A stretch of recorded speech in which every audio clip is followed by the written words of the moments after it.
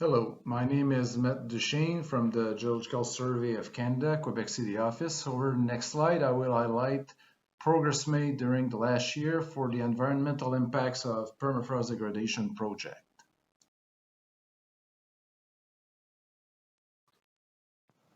Although climatic changes resulted in a decrease of permafrost extent, permafrost still underlies 50% of Canada. Permafrost degradation poses serious threats to the environment, such as the natural release of contaminants like heavy metals, trapped greenhouse gases like methane, and saline pore fluids that are flowing up in the ecosystems. Our study area, that is located in the Beaufort-McKenzie region, includes offshore, coastal, and onshore permafrost settings.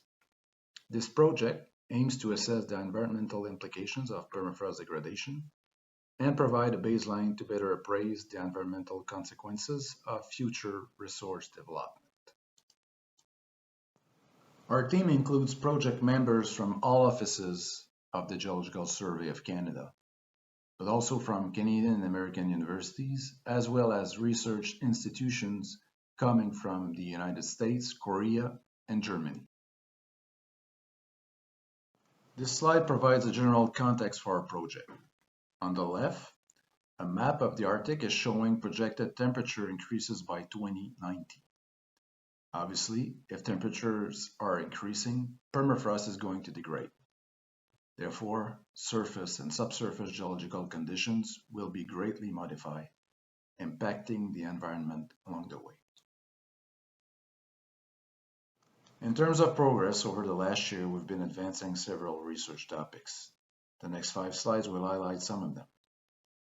The first is the remote detection of degrading permafrost using seismic methods, as changing permafrost conditions will influence the various seismic arrivals that are recorded during acquisition.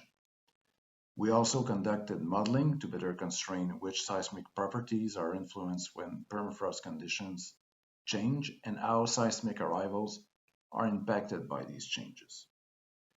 We do this to better understand changes observed on field data.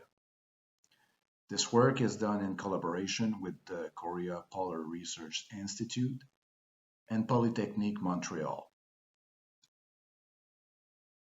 We also advanced studies by acquiring new high-resolution bathymetric data using multi-beam systems on board the Coast Guard vessel Sir Wilfrid Laurier and a small boat owned by the Aurora Research Institute. New studies were conducted near Tuktoyaktuk, where permafrost is degrading, and over 3 mid-continental shelf pingo-like features. These features are formed when overpressure fluids hosted in frozen sediment layers are expelled, forcing the frozen ground to rise above the surrounding seafloor. Research is ongoing to study changes in the geomorphology of these features over the past 15 years. Concerning methane release caused by permafrost degradation, atmospheric surveys were conducted in collaboration with the Flux Lab at St. Francis Xavier University. This work included measurement of atmospheric methane concentrations and determination of the isotope geochemistry of released gas in order to identify the source of the gas. Underground, sampling was conducted in support of an extensive aerial reconnaissance program conducted by NASA for detecting methane concentration in the air. Finally, monitoring of active methane seeps was performed using continuous biogeochemical data acquisition to document active microbial related to geological methane systems in lakes of the outer Mackenzie Delta. This is a collaboration with the University of Alaska, the University of Maryland, and the Bigelow Laboratory for Ocean Sciences.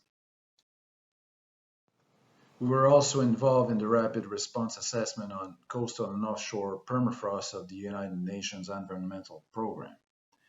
This effort is expected to highlight current status of environmental knowledge about coastal and offshore permafrost and provide an assessment of research needs and recommendations by using S3 Story Maps platform to combine GIS-based maps with text, images, and video content to create compelling, visual, and user-friendly end product.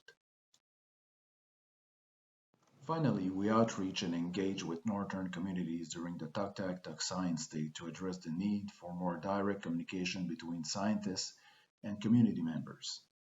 The event was designed and managed by the hamlet to fit within the rhythm and the interests of the community.